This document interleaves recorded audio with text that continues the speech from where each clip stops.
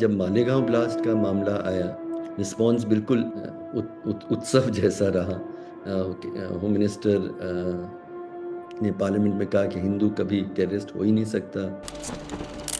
Rohini Salian, main stream public prosecutor, अपनी पूरी career risk में डाल के बोलती है कि मुझे एनआईए ने बोला कि इस पे सॉफ्ट जाओ। तो हम्म, जाहिर है कि एनआईए चाहती थी कि ये लोग छूट जाए। जो फॉरेंसिक इन्वेस्टिगेशन में दो लोगों के जो उनका इन्वेस्टिगेशन किया नहीं गया कि जो एक कड़ी हो सकते थे उस केस में। रामजी जी, काल संगरा दो लोग ऐसे थे जो बॉम्ब ब्लास्ट में इन्वॉल्व थे, और उनका टिकट जिस व्यक्ति ने बुक कराया था विलोक शर्मा कोई नाम था, जिसमें तो जी, कुछ लोगों का इन्वेस्टिगेशन नहीं किया, उनको सबूत पेश नहीं किया गया।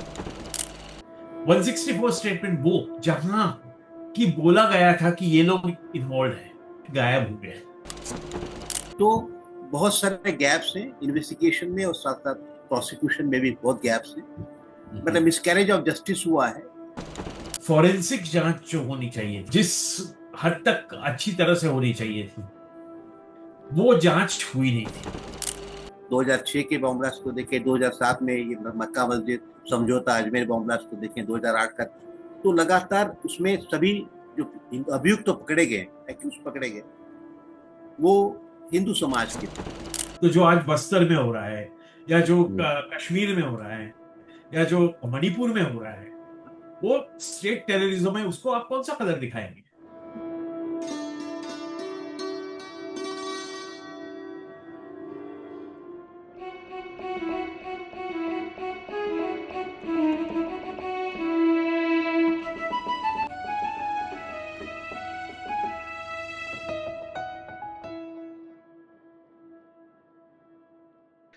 सलाम, नमस्ते, जिंदाबाद साथियों। मैं हर्षमंदर हूँ।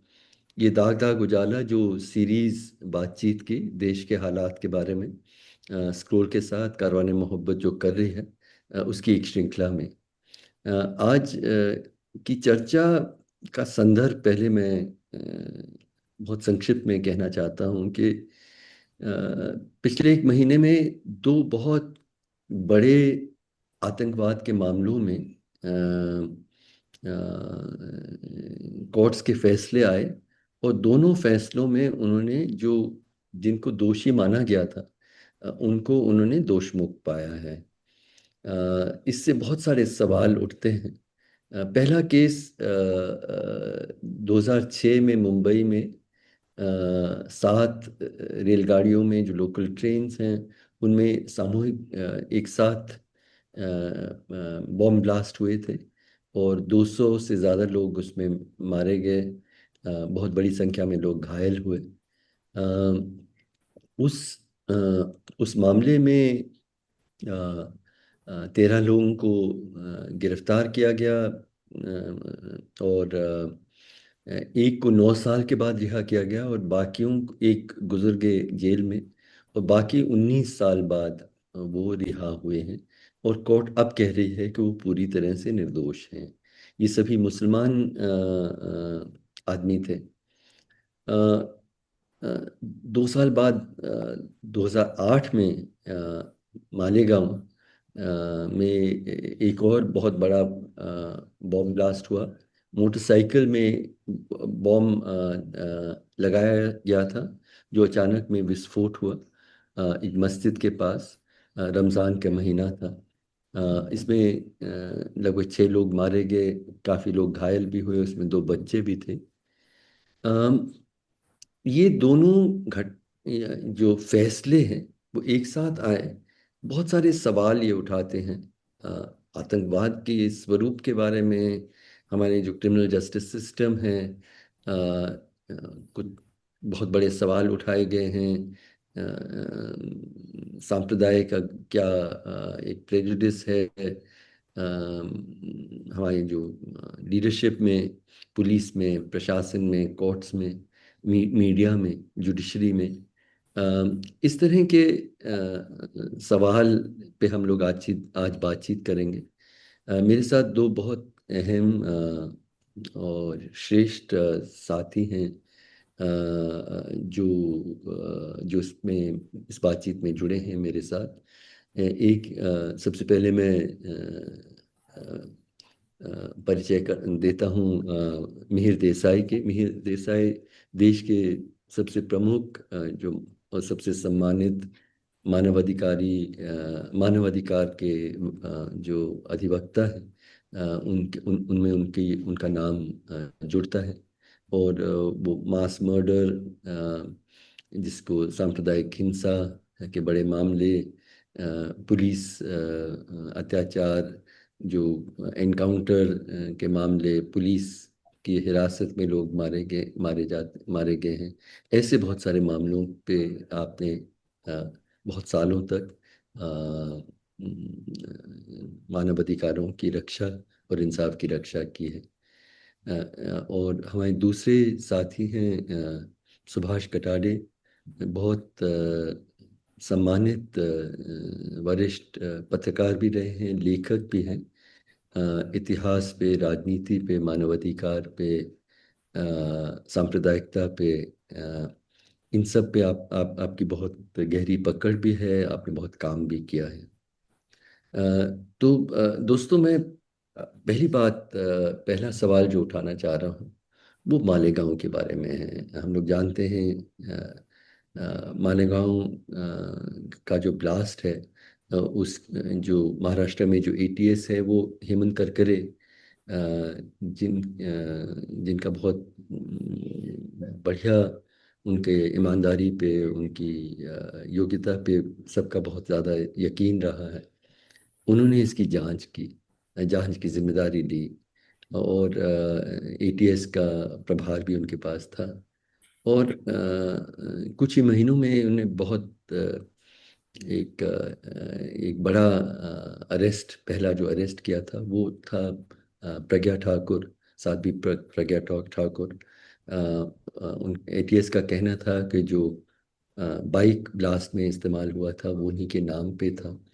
और भी जो लोग आए उनमें से एक और बड़ा नाम था, एक लेफ्टिनेंट कर्नल श्रीकांत पुरोहित का, जो उस वक्त फौज में काम करते थे। जांच चल ही रही थी, और 2008 में मुंबई में टेरर अटैक हुआ। हेमंत करकरे उसमें मारे गए। और जो प्रभावित लोग हैं वो आज भी उनको याद करते हैं। जिस रोड पे ब्लास्ट हुआ था उस रोड का नाम हेमंत करकरे के नाम पर ही रहा है। जांच चलती रही, लेकिन 2015 में जो special public prosecutor advocate Rohini Salian ने बहुत बड़ा आरोप किया कि बीजेपी सरकार पावर में आने के बाद उन्हें एनआईए ने उन पे दबाव डालना शुरू किया है कि वो नरमी से इस केस में आगे बढ़ें। और वो उस केस से हटाए गए। इसके बाद बीजेपी ने प्रज्ञा ठाकुर को चुना पार्लियामेंट के लिए, एमपी के चुनाव के लिए भोपाल से। 2019 में उनकी जीत भी हुई। और अब जो फैसला हुआ है उसमें जो एनआईए के स्पेशल जज हैं वो मानते हैं कि बहुत सस्पिशन, उनको ये लगता है कि सस्पिशन तो है जो अक्यूज्ड लोगों के खिलाफ, लेकिन जो प्रोसिक्यूशन की तरफ से कोई ठोस सबूत नहीं रखा गया है। बहुत सारे इनकन्सिस्टेंसीज हैं, वो इसलिए उनको छोड़ा गया है। तो मेरा पहला सवाल आप दोनों से है कि इस मामले में क्या हुआ, और ये जो एक्विटल हुआ उनका, ये किस कारण से हुआ, क्या क्या ये सही था, और इससे क्या सवाल उठते हैं। तो मिहिर, आप वकील हैं, तो इस कारण से आपसे पहले मैं ये सवाल पूछता हूँ। देखिए, इसमें ऐसा है कि अल्टीमेटली जो जज देखता है, हम्म। या तो वो मालेगांव केस में हो जो सेशंस कोर्ट के जज थे, या तो बॉम्बे ब्लास्ट के केस थे जहां हाई कोर्ट के जज थे बॉम्बे के, अल्टीमेटली आप कितने भी न्यूट्रल जज को डालें, कितने भी इंडिपेंडेंट जज को डालें, उनको एविडेंस के आधार पे चलना पड़ता जी। है। एविडेंस कलेक्शन का काम सबसे पहले ये करती है, क्या बोलते हैं, इन्वेस्टिगेटिंग एजेंसी, जो कि एटीएस थी और बाद में एनआईए थी। और एविडेंस को प्रूव करने का काम प्रोसिक्यूशन करती है, जो जो जो स्पेशल वकील होता है उनका, वो करती है। अगर ये दोनों स्टेज पे कुछ हम्म, प्रॉब्लम आ गया, जी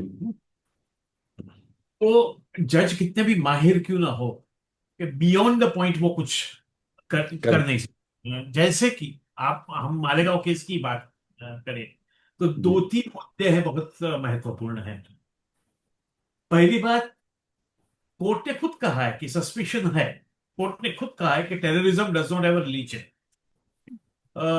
लेकिन सस्पिशन के आधार पे हम किसी को कन्विक्ट नहीं कर सकते। और जी सस्पिशन और कन्विक्शन के बीच में जो हमको कड़ी मिलनी चाहिए, वो कड़ी नहीं मिली। और उसके दो तीन वजह थे। वो पहली, बहुत कोर्ट बहुत सॉरी, क्लियरली कहती है कि उनको सस्पिशन है, सबूत उनको नहीं मिला है। सबूत नहीं जी है। अभी सबूत लाने का काम, जैसे तो मैंने जैसे बोला कि पहले तो इन्वेस्टिगेशन, जी और दूसरी बात है प्रोसिक्यूशन। तो इन्वेस्टिगेशन की जो बात है, वहां अगर आप देखें, तो कुछ लोगों के 164 स्टेटमेंट्स, यानी मैजिस्ट्रेट के पास दिए हुए स्टेटमेंट्स, जहां वो कहते हैं कि क्या क्या हुआ, हमने हमने क्या क्या देखा, क्या क्या हम विटनेस है इसके बारे में, हमने ये किया, ये सुना, या ये देखा, वो बोलते हैं। वो कुछ 164 स्टेटमेंट गायब हो गए। हम्म, अभी ये क्यों गायब हुए, कैसे गायब हुए, वो पता नहीं है। हम्म, लेकिन जाहिर है एक बहुत ही सस्पिशियस मामला है कि ये गायब हो गए। 164 स्टेटमेंट वो, जहां की बोला गया था कि ये लोग इन्वॉल्व है। और अगर आप उसके खिलाफ अभी कोर्ट में बोलोगे, तो हो सकता है आपको परजरी का चार्ज लग सके। कि आप जो कोर्ट में जो झूठी गवाही दे रहे हैं, उसका चार्ज लग सकते हैं। तो ये 164 स्टेटमेंट्स बहुत इंपॉर्टेंट है। दूसरी बात, कि करीबन 39 से 40 विटनेसेस हॉस्टाइल हो गए हैं।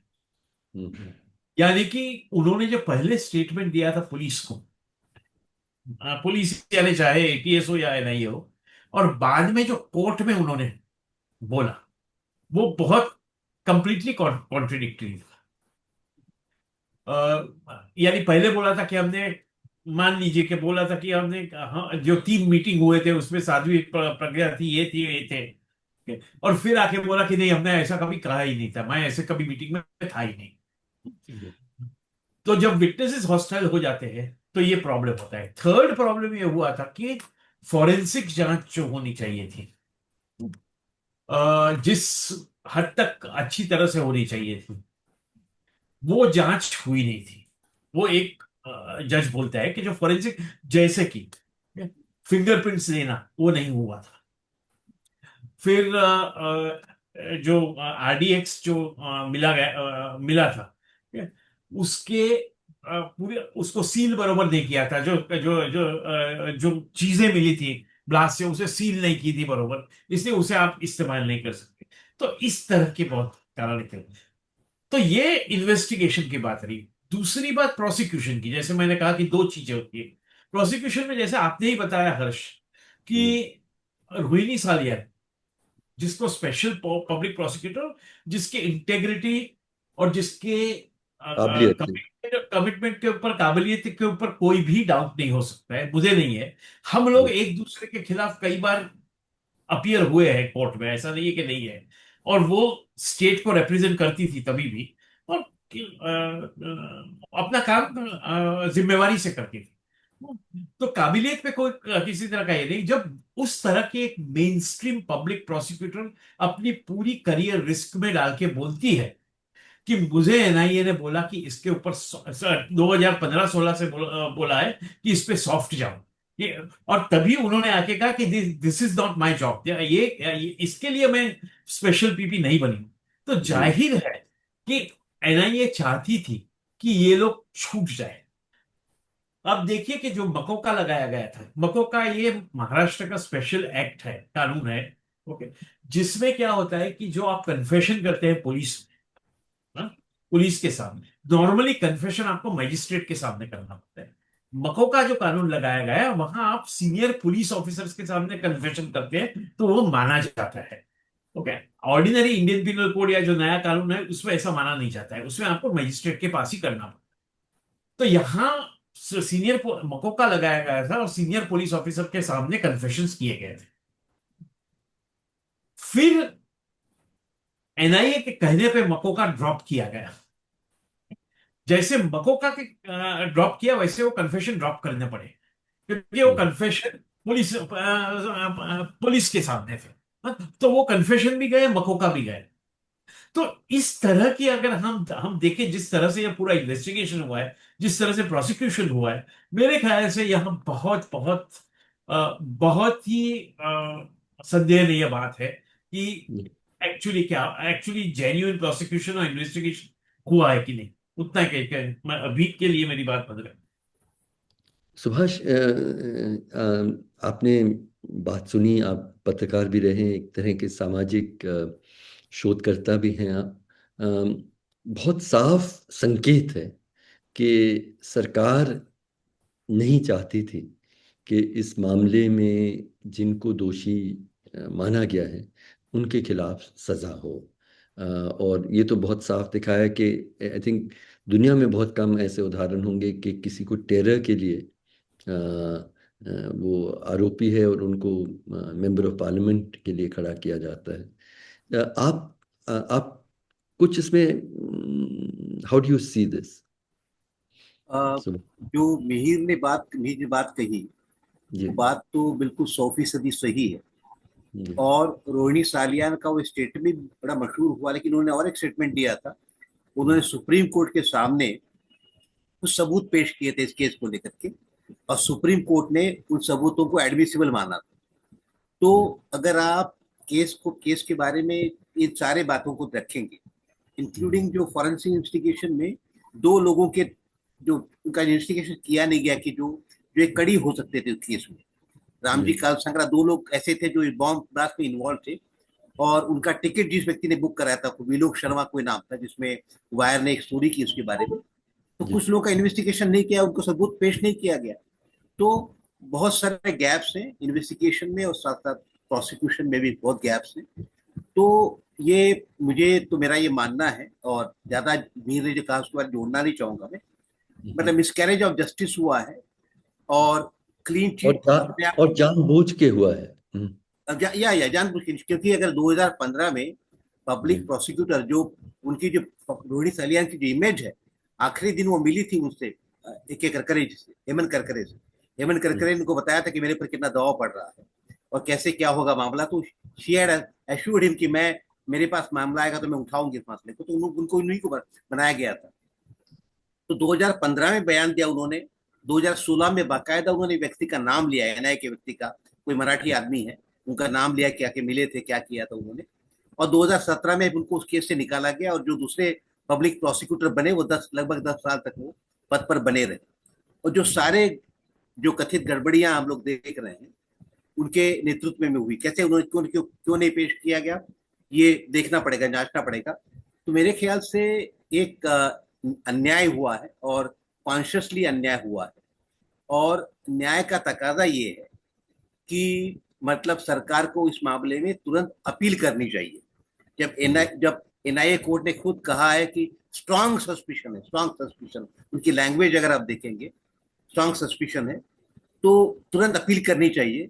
मुझे ताज्जुब इस बात का है कि हर्ष, आप जिस बात का अभी रेलवे बॉम्ब ब्लास्ट का जिक्र कर रहे थे, जो जिसमें उसी शाम को अभी मुकदमा पढ़े, फैसले का पढ़े बगैर भी देवेंद्र फडणवीस ने कहा था कैसे ये शॉकिंग है ये, और उसी शाम को सुप्रीम कोर्ट ने अपील की गई थी। और आज इस घटना को, जजमेंट को लगभग 12 दिन हो गए, 31 जुलाई का ये जजमेंट है मालेगांव का, 12 दिन जजमेंट आया हुआ। तो ये अभी जो महत्वपूर्ण सवाल मेरे लिए, हम लोग के लिए ये होना चाहिए कि ये सरकार कॉन्स्टिट्यूशन के हिसाब से चलना चाह रही है, या कुछ खास लोगों को, उनके करीबियों को, खास विचारधारा के लोगों को सपोर्ट कर रही है। तो जिसके बारे में मदन लोकुर ने भी लिखा है वायर के अपने आर्टिकल में कि ये एक बड़ा सवाल है, संविधान पे भारत को चलना है, या हमें कुछ खास रिलीजियस या बाकी पॉलिटिकल कंसिडरेशन से न्याय का इंसाफ ये होगा। तो ये एक बड़ा मुझे लगता है महत्वपूर्ण सवाल है, और ये एक गौर कर किया जाना चाहिए। और ये और एक छोटी बात मुझे बस एक जोड़ना चाहूंगी इसी मसले में। मेरे ख्याल से मालेगांव मामला वो जजमेंट था, केस था जो जिसने ये जो सिलसिला चला आ रहा था 2001 के बाद, मुस्लिम एज टेररिस्ट वाला जो 9/11 के बाद सिलसिला शुरू हुआ था। जी तो और भारत के अंदर भी उसके रिफ्लेक्शन हम लोग को दिखते थे, जो 2008 इस मालेगांव बॉम्ब ब्लास्ट के पहले जो कई जजमेंट आए थे, कई जी केस हुए थे। मक्का मस्जिद बॉम्ब ब्लास्ट, समझौता बॉम्ब ब्लास्ट, और अजमेर में हुआ था, और नांदेड़ में हुआ था, मतलब सारे जगहों पर बार बार यही थियरी बताई जाती थी कि ये मुसलमानों ने किया है। मालेगांव में भी आपको याद होगा 2006 में एक बॉम्ब ब्लास्ट हुआ था, शबे जी बारात के दिन। उसमें भी मुस्लिम लोगों को आरोपी बनाया गया था, संदेह था उस वक्त। तो 2008 में हेमंत करकरे ने जो इन्वेस्टिगेशन शुरू किया, उन्होंने खुल खुल करके जब एक प्रोफेशनल ढंग से इन्वेस्टिगेशन शुरू किया, तो सारी बातें सामने आई। तो एक बड़ा एक जो ये जो मेजोरिटेरियन फोर्सेस की जो डिजाइन थी उसको चैलेंज हुई थी, ये एक महत्वपूर्ण बात है। तो इसीलिए उतना सेलिब्रेट करने में ये प्लीज। नहीं सुभाष, आपके दोनों बातों पे हम लोग आगे और गहराई से बात करेंगे। पहली बात जो आपने कहा था कि इन दो एक्विटल्स में सरकार का रवैया बिल्कुल अलग रहा। जस्टिस मदन लोकूर ने उस पे जो कमेंट्री की, आप बहुत महत्वपूर्ण है। लेकिन साथ में मैं अब्दुल वाहिद शेख की भी का उन्होंने भी एक लेख लिखा है। अब्दुल वाहिद शेख उसी मुंबई बॉम्ब ब्लास्ट में उनको भी आरोपी माना गया था। 9 साल उन्होंने जेल में गुजारे। वो पहले दोष मुक्त हुए थे और मतलब आवाज़ उठाते रहे हैं, और इस दौरान उन्होंने पीएचडी भी अपनी पूरी की है और इंसाफ के लिए बात करते हैं। उन्होंने एक लेख लिखा जिसमें उन्होंने बिल्कुल यही बात कही कि ये डबल स्टैंडर्ड्स क्या एक ओपनली कम्युनल स्टेट जो खुल के सांप्रदायिक है, इस क्या ये उसका संकेत नहीं है। उनका कहना है कि मुंबई ब्लास्ट के मामले के इक्विटल जब हुआ था, तो चीफ मिनिस्टर देवेंद्र फडणवीस ने कहा कि ये बहुत शॉकिंग फैसला है। और जैसे आपने कहा कि 24 घंटे से पहले उसके उसमें अपील भी फाइल हो गया, मीडिया का एक पूरा ट्रायल भी शुरू हुआ, और मतलब उसी तरह, और क्योंकि वो उससे गुजरे हैं अब्दुल वाहिद, उन्होंने कहा कि हमें लग रहा था कि 19 साल बाद फिर से मीडिया हमारा ट्रायल कर रही है। लेकिन 10 दिन बाद जब मालेगांव ब्लास्ट का मामला आया, रिस्पॉन्स बिल्कुल एक अलग था, ऑलमोस्ट जैसे एक उत्सव जैसा रहा। होम मिनिस्टर ने पार्लियामेंट में कहा कि हिंदू कभी टेररिस्ट हो ही नहीं सकता। महाराष्ट्र सरकार ने उसके जुडिशरी का मतलब तारीफ की, वर्डिक्ट जो फैसला था उसकी तारीफ की। वाहिद ने जो बातें कही हैं, मैं संक्षिप्त में मैं समझ रहा हूँ बहुत ज़रूरी थे। उन्होंने कहा कि the message could not be clear. जब मुसलमान एक्विट होते हैं तो उनको सरकार का ये है कि ये हैं तो आतंकवादी, और किसी तरह से उन्होंने मतलब चालाकी से उससे निकल गए हैं, और उनको अभी भी पकड़ना बाकी है। लेकिन जब हिंदू एक्विट होते हैं तो उनको तो देशभक्त माना जा रहा है, और उनके खिलाफ जो जो पुलिस ने केस रखा था वो हिंदुओं को मतलब एक तरह से बदनाम करने की कोशिश। वो कहते हैं कि कानून को अंधा माना जाता है, लेकिन हमारे देश में मजहब देख के फैसले किए जा रहे हैं। और एक और बात भी कहती हैं कि हिंदू जब मुस्लिम एक्विटेड हैं तो हम वो कहते हैं कि ये इस्लामिक टेरर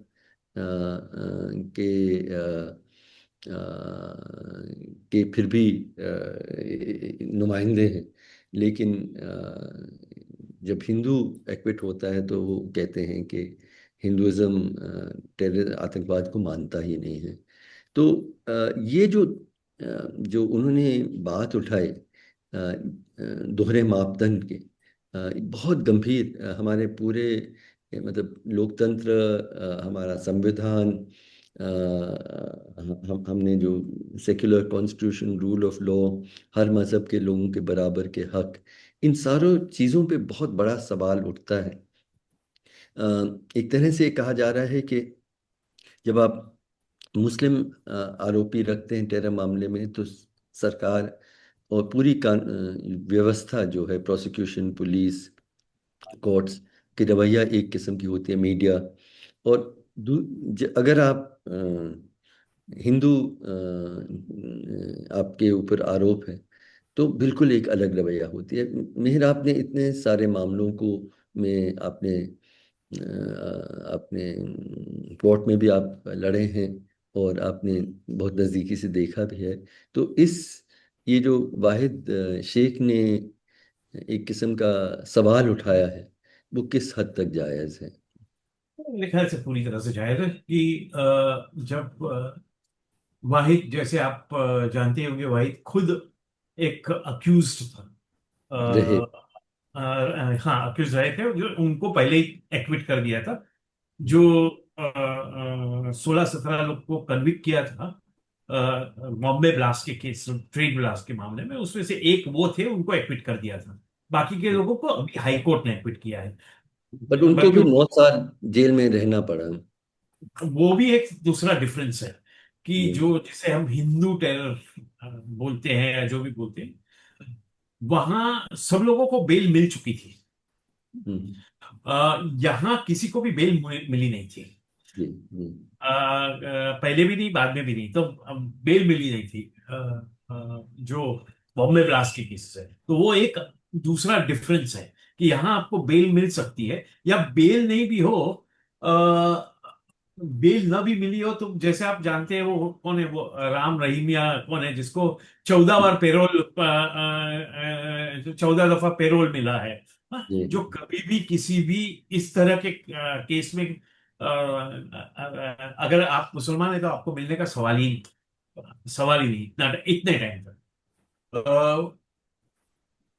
इसमें दो चीजें हैं। एक तो चीज है कि पुलिस यानी इन्वेस्टिगेशन का बायस, प्रोसिक्यूशन का बायस, और हम्म। जुडिशरी का बायस। ये जी। तीनों चीजें इसमें आ जाती है। जब जब मुंबई ब्लास्ट में लोग को छोड़े, हम्म।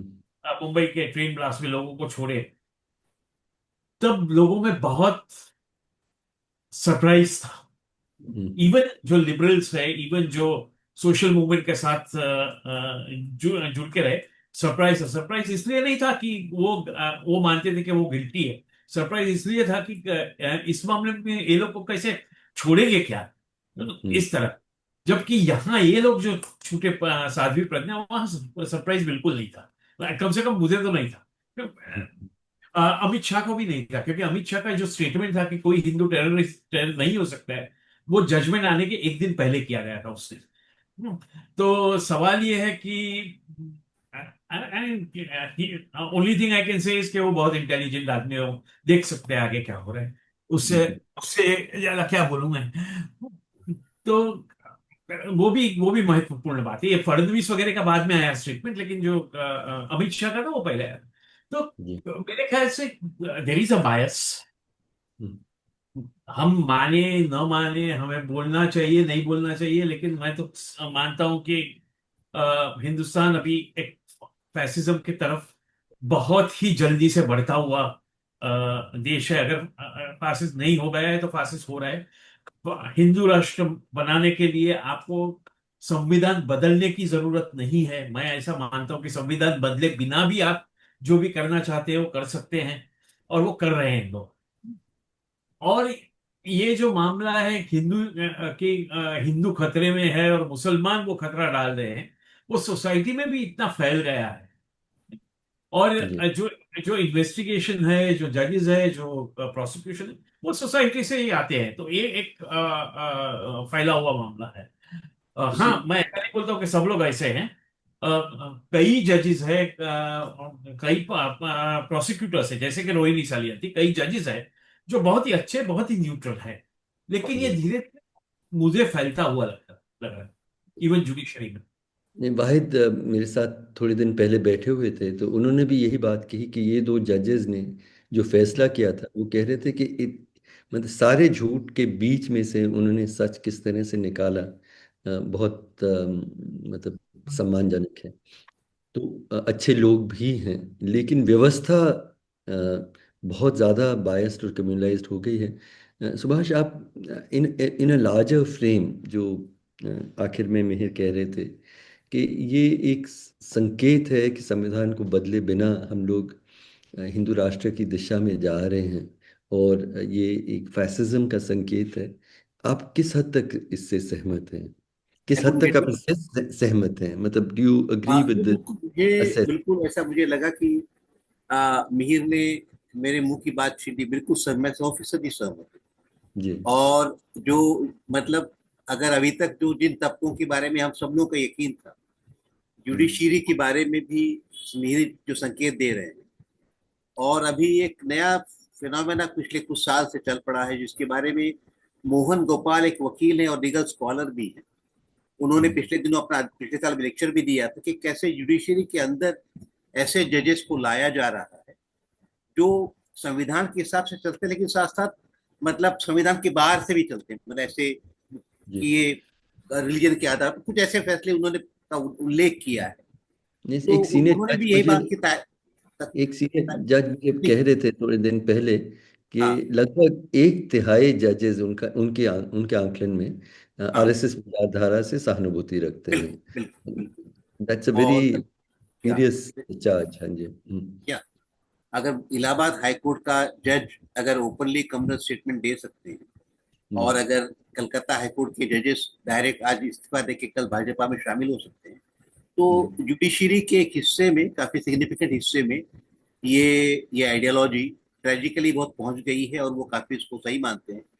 और उनके फैसले वो भी दिखता है। अगर आप जो new Delhi north north north east Delhi में जो राइट्स हुए थे 2020 में, तो उसमें जो सारे अक्यूज हैं, अगर जो मुस्लिम अक्यूज हैं उनको अभी तक 5 5 6 5 साल हो गए, किसी को बेल नहीं मिल पाई। और जबकि उनके खिलाफ ऐसे कोई बड़े आरोप उस तरह से नहीं है, और बार बार सुप्रीम कोर्ट के अंदर भी एक खास जज के पास उस मामलों को भेजा जा रहा था। तो एक जुडिशरी के एक हिस्से में निश्चित तौर पर ये विचारधारा उनको स्वीकार्य लगने लगी है। और ये बहुत चैलेंजिंग है, और पूरे देश के पैमाने पर जो मीर कह रहे थे, जो एक काफी एक बड़ा चैलेंज हमारे सामने है। और मुझे मुझे ज्यादा चैलेंज मान लोगों का भी लगता है। लोगों के अंदर भी ये बात बहुत स्वीकार्य हो चली है कि अगर आप लोगों से, आम लोगों से बात भी करें, तो वो आपसे बात करते हैं कि भाई दुनिया भर में इतने मुस्लिम राष्ट्र हैं, इतने ईसाई राष्ट्र हैं, एक तो हिंदू राष्ट्र होना चाहिए। मतलब उनको, बहुत लिबरल लोगों को भी लगता है, ऐसी बात लगती है। जी। तो ये बात, और दूसरा, हिंदू अपने आप को हिंदू बताने के लिए वो जो भी देश में हो रहा है उसके साथ साथ खड़े हैं। अगर उसके बहाने, अगर जैसे मुझे बहुत ताज्जुब होता है कि देश के अंदर इतने सारे लाख लोगों का मताधिकार छीना जाएगा बिहार में, हम्म। लेकिन अब चूंकि सरकार कर उसके बारे में कुछ सवाल लोगों के नहीं, क्योंकि उनको लगता जी। है कि मेन प्रोजेक्ट तो पूरा हो रहा है हिंदू राष्ट्र बनने का। तो ये चीजों पर सवाल उठने की कोई आवश्यकता नहीं है। अगर बुलडोजर से लोगों के घर गिराए जा रहे हैं, कोई सवाल उठाने की जरूरत नहीं है। तो ये सारा अदानी चलता है, सोसाइटी का अदानी सेंसिटाइजेशन हुआ है। Please Adani please. अंबानी पे सवाल उठाने की कोई जरूरत नहीं है, क्योंकि बड़ा जो प्रोजेक्ट वो पूरा हो रहा है। उसी से मैं अपनी आखिरी सवाल को ला रहा हूँ। दोस्तों, बहुत हिम्मत और साहस से आपने जो बातें रखी हैं, इससे एक बड़ा सवाल उठता है। अ, थोड़ा जिक्र इसके बारे में हुआ भी है, लेकिन जब ये मालेगांव ब्लास्ट वगैरह की जांच चल रही थी, उस वक्त पी चिदम्बरम होम मिनिस्टर थे, तो उन्होंने एक शब्द इस्तेमाल किया, सैफ्रॉन टेररिज्म। मतलब भगवा रंग का टेरर, उसका उन्होंने जिक्र किया बहुत बीजेपी के लोगों ने बहुत इसका विरोध भी किया। और अब ये जो हाल ही में जो फैसला आया है मालेगांव का, उसमें वही देवेंद्र फडणवीस ने कहा कि terrorism can never be saffron and never will be. मतलब भगवा या हिंदू टेररिज्म कभी ना था ना कभी हो सकता है। अमित शाह ने भी, जैसे हमने कहा, इसी की बात की। मुझे ताज्जुब होता है, क्योंकि और ये जो आम धारणा हो गई है कि टेररिज्म मतलब मुसलमान। हमारे देश में हमारे जो राष्ट्रपिता हैं और दो प्रधानमंत्री को आतंकवादी हमले से मारे गए, और मारने वाले में एक भी व्यक्ति मुसलमान नहीं था। लेकिन उसके बावजूद भी हम इसी बात को उठाते हैं कि जो almost by definition Hindu terrorist हो ही नहीं सकता। और मुसलमान पे बहुत ज़्यादा शक है कि वो टेरर अगर वो कर भी नहीं रहा है तो कहीं अपने दिल में सहानुभूति रखता है। तो मिहिर, आपके as a lawyer and Subhash ji much more in terms of the larger politics, इस पे हम लोग, मैं थोड़ा विस्तार में बातचीत का अनुरोध करना चाह रहा हूँ कि ये सवाल बहुत बहुत बड़ा है कि अ, अगर सरकार और सरकार, पुलिस, कोर्ट, मीडिया, आम पब्लिक ये मानने लगती है कि एक मज़हब के लोग आतंकवाद कर ही नहीं सकते, और एक मज़हब के लोग को आतंकवाद के प्रति बहुत एक झुकाव है। अ, इसमें मेर आप हम देख रहे थे, आपने कुछ जिक्र भी किया था कि बहुत सारे केसेस हुए थे 90s और अर्ली 2000 में, जहाँ पे ये माना गया कि ये मतलब ऑलमोस्ट बाय डेफिनेशन कि ये मुस्लिम टेररिस्ट होंगे। एक एक करके मैं लिस्ट बना रहा था एक दिन पहले, और आश्चर्य है कि कितने सारे मामलों में वो सब लोग अब बहुत साल जेलों में गुजारने के बाद मुक्त हो रहे हैं। तो इस सवाल पे कि there is no such thing as Hindu terrorism, they can not be, इस पे आप दोनों की राय में चाह रहा हूँ। मेहर, एज ए लॉयर आप इस पे, और एंड आप पीयूसीएल के वाइस प्रेसिडेंट भी हैं, आपका इसके ऊपर क्या प्रतिक्रिया है? सिर्फ मुझे लगता है, पहली बात, एज अ लॉयर अगर मैं बात करूं, जी। तो टेरर का कोई कलर नहीं होता है। हम्म। ग्रीन नहीं होता है, सैफरन नहीं होता है, और कोई नहीं होता है। जी। दूसरा, अगर हम नॉर्मल टेररिज्म की डेफिनेशन देखें और जी। इतिहास को भी देखें, तो हर एक मजहब के लोग हम्म। टेररिज्म में कुछ कुछ ना कुछ हद तक संबंधित है। आप चाहे फिर पूरा तमिलम की बात करें, या तो आप बुद्धिस्ट के म्यांमार की जो में जो हो रहा है उसकी बात करें, या तो गाजा में जो हो रहा है वहां इजराइल की बात करें, जूइश की बात करें, जी। या तो सबसे बड़ा स्टेट टेररिज्म यानी यूएसए जो है उसकी हम्म। बात करें, तो आप देख सकते हैं कि आपको जब चाहिए तब आप बोलते हैं कि सिख और Buddhist are part of Hindu religion, that's a जी। Definition of Hindu. तो जब आप म्यांमार और श्रीलंका। खालिस्तान जी। की बात करते हैं, या तो म्यांमार की बात करते हैं, तब आप वो बात क्यों नहीं करते कि वो हिंदुइज्म का ही पार्ट है? हम्म। ये एक बात है।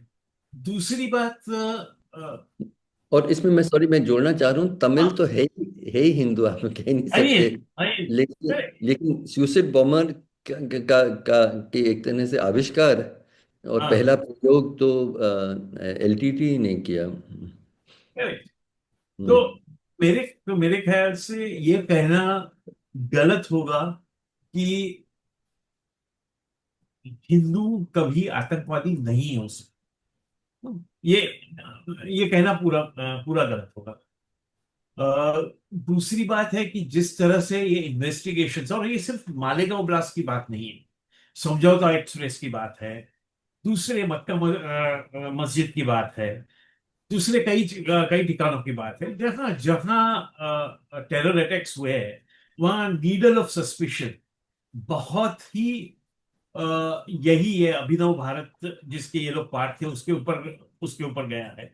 तो ये कहना मेरे ख्याल से पूरी तरह से गलत है कि सिर्फ मुसलमान, वो जो बोलते हैं ना कि every Muslim is not a terrorist but every terrorist is a Muslim, जिस जिस तरह की बात फैलाते हैं, वो पूरी तरह से गलत है। क्योंकि आप, आई मीन, और अल्टीमेटली टेररिज्म क्या है, हम टेररिज्म की जब बात करते हैं तब ओनली अबाउट इंडिविजुअल्स करते हैं। स्टेट टेररिज्म पे अगर बात करें तो जो आज बस्तर में हो रहा है, या जो कश्मीर में हो रहा है, या जो मणिपुर में हो रहा है, वो स्टेट टेररिज्म है। उसको आप कौन सा कलर दिखाएंगे?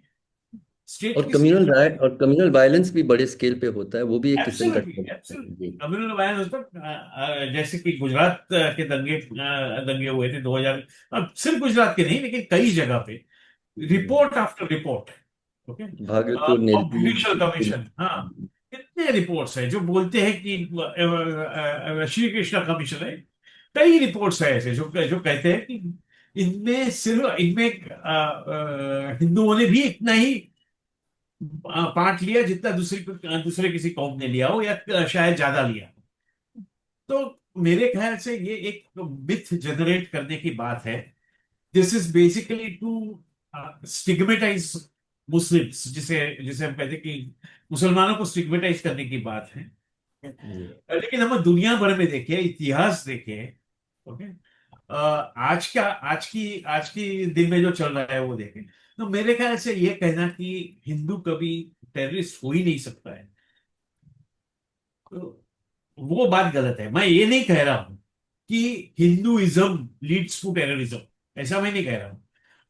मैं ऐसा भी नहीं कहता हूं कभी कि Islam, being a Muslim will lead to terrorism, वो जी। That is a separate issue. But ये कहना कि मैं हिंदू हूं इसलिए मैं टेररिस्ट नहीं हो सकता, तो बिल्कुल गलत।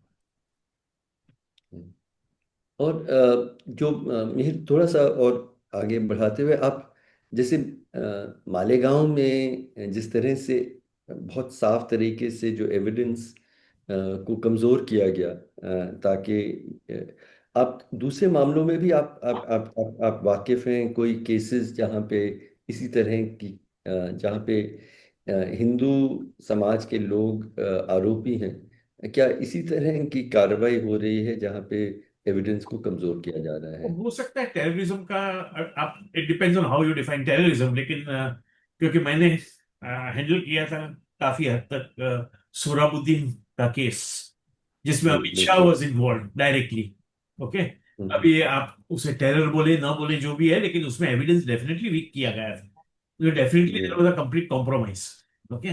तो वो तो होता है, वो तो ऑफ कोर्स ये होता है जब भी आप कोई भी पावरफुल व्यक्ति के खिलाफ कुछ भी केस हो तो भी होता है। लेकिन ये केस तो हम्म। खास था क्योंकि this was a case of terror, of encounter. Every encounter killing is nothing else but, वो क्या है, जी। अल्टीमेटली एक्ट ऑफ टेरर है। तो हम्म। ये कहना, तो मेरे ख्याल से कि ये जो पूरा ये हो रहा है। दूसरी बात, इससे जुड़ के नहीं है, थोड़ी अलग है, लेकिन जो मैं पहले कहना चाहता था मैं भूल गया था पहले, कि प्रॉब्लम क्या होती है कि हर एक टाइम जब किसी को भी छोड़ते हैं, जी। तब जजेस कहते हैं कि इन्वेस्टिगेशन पूरा बॉच्ड अप है, जी। इन्वेस्टिगेशन बरोबर नहीं हुआ। लेकिन कभी भी इन्वेस्टिगेटिंग एजेंसीज को आप अकाउंटेबल नहीं करते। जी। आप अकाउंटेबल हिमांशु को करेंगे, आप अकाउंटेबल तीस्ता को करेंगे, लेकिन आप इन्वेस्टिगेटिंग एजेंसी जिसने पूरा वॉचअप किया इन्वेस्ट, क्योंकि ये बात तो जाहिर है कि बॉम्ब ब्लास्ट हुए थे, ये बात जाहिर है कि लोग मरे थे, इसमें कोई ना नहीं है, ये डिस्प्यूट नहीं है। ऑब्वियसली किसी ने करवाए होंगे, किसी ने किए होंगे। हाँ? तो विक्टिम्स का भी हम देखें तो उनको भी there is no closure for them also. तो that is and accountability of the investigating agency बिल्कुल नहीं है। तो उनको पता है कि वो कुछ भी करे उनको कुछ होने वाला नहीं है, ज्यादा से ज्यादा कोई छूट जाएगा, ज्यादा से ज्यादा कोई बच जाएगा, वगैरह वगैरह, उससे कुछ होने। तो ये भी I think is something which has to be borne in mind, ऐसा मुझे लगता जी। नहीं, सुभाष, आपने इस पे बहुत काम भी किया है, लिखा भी है, किताबें भी लिखी हैं, शोध भी किया है इस सवाल पे कि एक किस्म का आतंकवाद का दौर चला है, जिसमें मतलब जो मुंबई में 2008 में जो हुआ था और घटनाएं हुई थी, जहाँ मुस्लिम समाज के लोग प्रभावित थे, मतलब शामिल थे। लेकिन हिंदू समाज के लोग टेररिज्म में शामिल हैं। इसका इसका कितना एविडेंस आप देखते हैं, और इसका समाज पे, राजनीति पे किस तरह का असर पड़ रहा है? क्योंकि आपने इस पे काम बहुत किया है, थोड़ा विस्तार में आप हमें बताएं प्लीज। आ, अगर हम इस ये जो मालेगांव बम ब्लास्ट की बात के संदर्भ में अगर 2001-2 के बाद के सिलसिले पर नजर डालें, जी। तो हमें ये दिखता है कि दिग्विजय सिंह जब चीफ मिनिस्टर हुआ करते थे, जी। तो उन दिनों आ, तबलीगी जमात का इजलास हुआ था, वहां पर 2 बार हुआ था, हर साल होता है। वहां पर भी कुछ बॉम्ब ब्लास्ट की घटनाएं हुई थी, और उसमें से भी शक मतलब मेजोरिटी रिलीजन से जुड़े लोगों पर गया था। अब उस समय क्या कैसे इन्वेस्टिगेशन आगे बढ़ी, क्योंकि सरकार बदल गई, मुझे मालूम नहीं है। और बाद में जो बाकी सारे नांदेड़ बॉम्ब ब्लास्ट में भी अभी जनवरी में उन लोगों को क्लीन चिट दिया गया। लेकिन आपको याद होगा 2006 में जब बॉम्ब ब्लास्ट हुआ था, तो और उस अभी 2 लोग उसमें मारे गए थे, हिमांशु पांसे और लक्ष्मण राजकोटवार के मकान में ब्रह्मास्त्र का बेटा मारा गया था, 2 लोग मारे गए थे। और भी, और जो जो उस समय वहां लोगों का क्या मुसलमान जो कैप पहनते वो मिला था। तो मतलब ये सारे सबूत ऐसे मिले थे उस समय। इमीडिएटली जो कोशिश हुई थी कि जो पटाखों से ऐसा हुआ। आज 2000 जनवरी 2025 में नांदेड़ बॉम्ब ब्लास्ट का फैसला आया है, जिसमें इन मौतों के बारे में, उसके बारे में कुछ उन्होंने बाद में, जज ने यही कहा कि वो कुछ मतलब जो पटाखों की थ्योरी रखी गई है, और ये जानबूझ के ऐसे सबूत पेश किए गए हैं। तो जहां पर, और ये क्लियर कट एविडेंस के बावजूद भी अगर इन्वेस्टिगेशन को मतलब वॉचअप किया जा सकता है। मुझे मुझे नांदेड़ बॉम्ब ब्लास्ट के बारे में मालूम नहीं कि जैसे मालेगांव में इन्वेस्टिगेशन ऑर्डर किया है, तो नांदेड़ के बारे में मिहिर बता सकते हैं। लेकिन क्लियर कट केस जहां दिख रहा था, जहां पर ऐसे हिंदुत्ववादी संगठनों के नेता भी आए थे, ऐसे सबूत मिले थे, लोगों ने भाषण दिए, ऐसी और बॉम्ब तमाम बना बात। रहे थे, हाँ, सॉरी। बनाने की तैयारी हो रही थी। हाँ हाँ हाँ भैया। तो तो इतने बावजूद भी अगर ऐसा हुआ, और उसके बाद अगर जो एक एक सिलसिला ही चल पड़ता पड़ा है, अगर हम मतलब 2006 के बॉम्ब ब्लास्ट को देखें, 2007 में ये मक्का मस्जिद समझौता, अजमेर बॉम्ब ब्लास्ट को देखें 2008 का, और 2006 में मालेगांव भी हुआ था, तो लगातार उसमें सभी जो अभियुक्त तो पकड़े गए, एक्यूज पकड़े गए, वो हिंदू समाज के थे। मैं एक बड़ा हिस्सा हिंदू समाज का था। आपको ये भी याद होगा कि असीमानंद जो बाद में बरी कर दिए गए, उन्होंने दिल्ली कोर्ट में 164 के तहत बयान दिया था। 164 जो एक और जज के सामने दिया जाता है, जुडिशरी के सामने, और उनको वो कहता है मैं कन्फेशन देना चाहता हूँ। 2 दिन इंतजार करते, 2 दिन बाद उन्होंने कन्फेशन दिया था। वो कन्फेशन भी उपलब्ध है, कैरेवान ने उसके बारे में स्टोरी भी की थी। तो बाद में रिट्रेस किया उन्होंने, उसमें तो बहुत सारी बातें कही थी उन्होंने। तो मैं ये जो सिलसिला चल पड़ा है, तो क्या इसके बारे में, सॉरी क्या बात प्लीज। है, क्या, सॉरी, क्या बातें कही थी, थोड़ा सा नहीं, ताकि। उन्होंने देखिए, अभी उसके बारे में डिटेल्स में हम यहाँ पर जाएंगे नहीं, क्योंकि वो स्टोरी कैरेवान पर उपलब्ध है। उनका हम्म। उन्होंने जो बयान दिए थे सीमानंद ने 2000 साल भूल रहा हूँ मैं, जो कोर्ट के सामने एडमिसिबल 164 के तहत बयान दिए थे, जो एडमिसिबल होते हैं, यहाँ कन्फेशन आप देते हैं, आपको जज इंश्योर करता है कि आप किसी दबाव के तहत नहीं दे रहे हैं। बाद हम्म। में उन्होंने जैसे, तो बाद में उसको रिट्रेस किया, उन्होंने कहा कि नहीं मैंने दिए नहीं थे, मैं रिट्रैक्ट करना चाहता हूँ। बाद में रिट्रैक्ट किया उन्होंने, लेकिन पहले जो बयान दिए थे उन्होंने, वो एडमिसिबल एविडेंस थे वो। तो जिसमें उन्होंने बेसिकली कौन कौन लोग इसमें शामिल थे, और कैसा नेटवर्क था, कौन इंडिविजुअल्स की तरफ जो नाम लिए थे उन्होंने, वो अवेलेबल है। कैरेवान की जी। स्टोरी आप पढ़ सकते हैं, वेबसाइट पे पढ़ सकते हैं। तो जिसमें अगर ऐसा हुआ है ये, तो ये सारी घटनाएं जो होती रही है, और अगर मैं जैसे हेमंत करकरे की इन्वेस्टिगेशन के चलते ये सारा मामला खुला, एक तरह से करके खुला है, तो मेरे ख्याल से एक काफी चिंताजनक बात है हमें। लेकिन मुझे ज्यादा ज्यादा इसमें जरूरी ये लगता है कि हम लोगों को इस बहस में पढ़ना ही नहीं चाहिए कि रिलीजन के साथ धर्म का है कि नहीं। क्योंकि अगर आप हिंदू धर्म आप जू इस गाजा में जो हो रहा है उसका बड़ा सबसे बड़ा एक बड़ा विरोध जूस कर रहे हैं अमेरिका में जगह जगह पर। तो जियोनिस्ट होना और जुडाइज्म को स्वीकारना, इसमें क्लियर कट फर्क है। आप बिल्कुल। इस्लाम को मजहब के तौर पर मानते हैं और इस्लामी जिहादी आतंकवादी, इसमें फर्क है। और वो जिसके बारे में मीर ने भी कहा, श्रीलंका में और म्यांमार में जो हो रहा है, बौद्ध धर्म को मानने वाले लोग हैं लेकिन बौद्धिस्ट अतिवादी भी हैं, वो मॉन्क भी हैं, वीरातु हैं, और बुडूवाला सेना श्रीलंका में उनका ग्रुप है। तो ये जो बहस में अगर हम पढ़ेंगे हम लोग, तो हम लोगों को ये एक बहुत काउंटर प्रोडक्टिव बहस हमारे लिए होगी। तो मेरे ख्याल से इस बहस में हमें ज्यादा पढ़ना नहीं चाहिए, जो क्योंकि वो बहस वो खड़ी करना चाहेंगे जो ये हिंदू राष्ट्र को बनाने में यकीन रखने वाले लोग बहस खड़ा करना चाहेंगे। हमें इस बहस में पड़े बगैर, ठीक है, ये इस पर बात करनी चाहिए, सोचना चाहिए। और ये चैलेंज कैसे हम लोग मीट कर सकते हैं कि देश का हिंदू राष्ट्र का जो समस्याएं चैलेंजेस खड़ी हैं उसके बारे में ज्यादा सोचना चाहिए, जिसकी तरफ कैसे नेहरू ने, अम्बेडकर ने, गांधी ने इशारा किया था, कैसे देश की शक्ल बनते जा रही है। मेरे ख्याल से उनके बारे में ज्यादा हम लोग को आज और नई रणनीति बनानी चाहिए, आज ये ज्यादा जरूरत, ये मुझे लगता है। बहुत अच्छी बात आपने कही सुभाष जी कि कोई भी मजहब नफरत नहीं सिखाता, ना हिंसा सिखाते। लेकिन मजहब के इस्तेमाल करने इसके लिए किया है हर मजहब ने। आयरिश जो टेररिज्म कैथलिक मजहब के लोगों ने चलाया, तो हर मजहब के लोगों ने आतंकवाद का इस्तेमाल किया है। लेकिन वो मजहब वो सिखाता है, वो किसी भी मजहब, ना इस्लाम, ना हिंदू धर्म, ना बौद्ध धर्म, ना क्रिश्चियन धर्म, ना सिख धर्म हिंसा को सपोर्ट करता है। तो इसलिए मजहब से इसे जोड़ा ही नहीं जाना चाहिए। ये आपने कहा और मैं समझता हूँ बहुत जरूरी है। आखिरी कुछ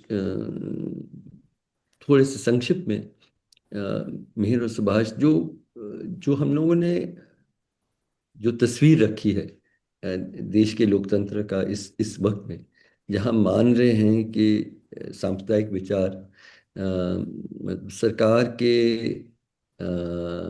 जुडिशरी के और समाज के बहुत सारे हिस्सों में फैल रहा है। मैं तो कह रहा हूँ कि इवन सेक्युलर पार्टीज में बहुत सारे लोग हैं जो इस विचारधारा से प्रभावित हैं।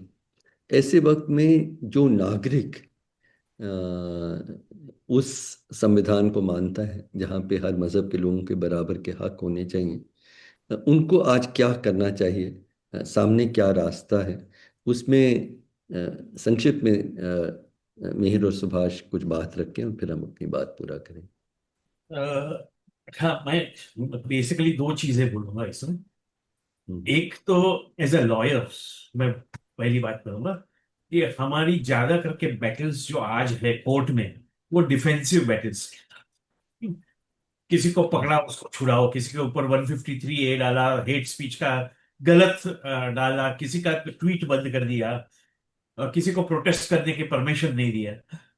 तो एक तो डिफेंसिव, लेकिन वो भी इतना इंपॉर्टेंट है क्योंकि इट्स वेरी इंपॉर्टेंट कि हम हमारे जो स्पेसिस है वो छोड़े नहीं। वो बहुत बहुत इंपॉर्टेंट है। और जो फियर का माहौल फैलाया जा रहा है, उसको रेजिस्ट करें कि हम इसके खिलाफ फाइट दे सकते हैं और दे सकेंगे और देते रहेंगे। वो एक इंपॉर्टेंट बात है। दूसरी बात, as a civil society person, मेरे ख्याल से कभी कभी फ्रस्ट्रेशन आता है, मैं ना नहीं बोलता हूँ, लेकिन फिर भी मैं एक इटर्नल ऑप्टिमिस्ट हूं। तो मैं मानता हूं कि चीजें बदलेगी, लेकिन चीजें अपने आप से नहीं बदलेगी, चीजें लोगों के दबाव से बदलेगी। यूथ के दबाव से भी बदलेगी, वो भी बहुत बहुत इंपॉर्टेंट है कि यूथ को शामिल करना। हम्म। और हर एक चीज, हर एक छोटी भी चीज जहां भी हो रही है जो हमें गलत लग रही है, संविधान के खिलाफ है, समझो, तो उसका प्रोटेस्ट करना बहुत जरूरी, उसके खिलाफ आवाज उठा के, उसके खिलाफ खिलाफ आवाज उठानी बहुत जरूरी है। आवाज किस तरह से उठाए, वो हर एक, कोई हो सकता है कोई स्टैंड अप कॉमेडियन से कॉमेडी हो, वहां से उठाए, कोई रास्ते पे मोर्चा ले, कोई केस करे, कोई दूसरा कुछ करे, कोई लिखे, कोई या कोई तो कविता, या तो कोई कविता बनाए, कोई फिल्म कोई बनाए। करेक्ट करेक्ट, अलग अलग तरह से, लेकिन क्रिटिकल होना, डिसेंट दिखाना, वो मेरे ख्याल से बहुत जरूरी है। और आई थिंक डिसेंट दिखाना एक चीज है, और दूसरे जो विक्टिम्स है उन्हें सपोर्ट करना ओपनली, वो भी इतना ही जरूरी। जैसे कि हर्ष आप तो कर ही रहे हैं डेकेड से, ओके, तो उस तरह का काम करना भी उतना ही जरूरी है, क्योंकि it is also important for people not to lose hope, not to lose faith, वो भी जरूरी है। इतना ही कहूंगा मैं। नहीं, बहुत खूबसूरत बातें आपने कही मिहिर।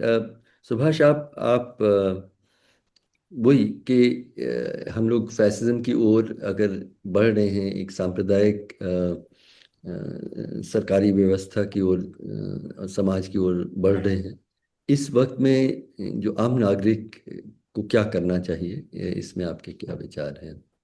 एक कहावत है, साइलेंस इज कंसेंट। यस, तो बिल्कुल। आज के वक्त में चुप नहीं रहना है। हम लोग जिंदा हैं, जो लोग संविधान में यकीन रखते हैं और बेहतर समाज, बेहतर भारत बनाने में यकीन रखते हैं, उनको चुप नहीं रहना है, लगातार जी। कोशिश करनी है। और निश्चित तौर पर बहुत बड़ी कठिन बैटल है, बहुत कठिन बैटल है। लेकिन हमें इतिहास से भी सबक सीखना चाहिए कि 90% जर्मनी के लोग हिटलर के साथ थे, और हिटलर का वहां पर नामो निशान मिटा दिया गया। आज वहां हिटलर का नाम लेना कुफर समझा जाता है। तो अगर अगर जर्मनी हो सकता है, जर्मनी में बदलाव आ सकता है, तो भारत जैसे मुल्क में जहां पर एक आजादी के संघर्षों की एक बड़ी परंपरा रही है, हमारे यहाँ अम्बेडकर की परंपरा है, कम्युनिस्ट आंदोलन की परंपरा है, तो इसकी ये परंपरा तो बहुत है। हम लोगों को अपने स्तर पर, छोटे बड़े स्तर पर हम लोग समूह बनाए, जितने लोगों को तो जागरूक करें और रेजिस्ट करें। रेजिस्टेंस बहुत जरूरी है, और ये मानते हुए कि चीजें बदलेंगी, और मैं भी यकीन करता हूँ कि चीजें बदलेंगी। टाइम लगेगा उसमें बदलेंगे। नहीं, बहुत ज़रूरी बातें आप दोनों दोस्तों ने की है। कभी मतलब खामोश ना रहें, डर से अपने आप को मतलब अलग रखें, उससे लड़ें। आपने कहा कि उम्मीद ना छोड़ें, एक बेहतर समाज की संभावना को हमेशा ध्यान में रखते हुए रखें, उसकी संभावना को जिंदा अपने दिलों में पहले रखें, यह आपने कहा। आपने ये भी कहा कि मतलब रिजिस्ट करिएगा, मतलब जिस तरीके से भी आप नाइंसाफी का विरोध कर सकते हैं, कोर्ट में, समाज में, अपने घरों में, उसको भी आप करें। और जो पीड़ित है उसके साथ बहुत मजबूती के साथ खड़े रहना, ये भी बहुत ज़रूरी है। मैं समझता हूँ कि हिंदुस्तान में अभी भी बहुसंख्या उन लोगों की है जो इस विचारधारा से सहमत नहीं है, इस नाइंसाफी से वो सहमत नहीं है। उनको अपनी लड़ाई को बहुत मजबूती से और बढ़ाने की ज़रूरत है। यही बात से मैं इस बातचीत को पूरा करता हूँ। मिहिर और सुभाष, आप दोनों बहुत व्यस्त भी रहते हैं। मैं बहुत आभारी हूँ कि आप इसमें शामिल हुए। ये एक बहुत ज़रूरी मोड़ मुझे लगा जहाँ ये दो एक्विटल्स एक साथ आए, और बिल्कुल अलग अलग कहानियाँ इसके पीछे थीं। और इससे हम अपने समाज के बारे में, अपनी सरकार के बारे में क्या समझ सकते हैं, इस पे ये बातचीत बहुत ज़रूरी मैं समझ रहा था। आप दोनों ने इसमें शामिल हुए, आपने अपनी बातें रखी। आपको बहुत बहुत आभार। और दोस्तों, जिंदाबाद।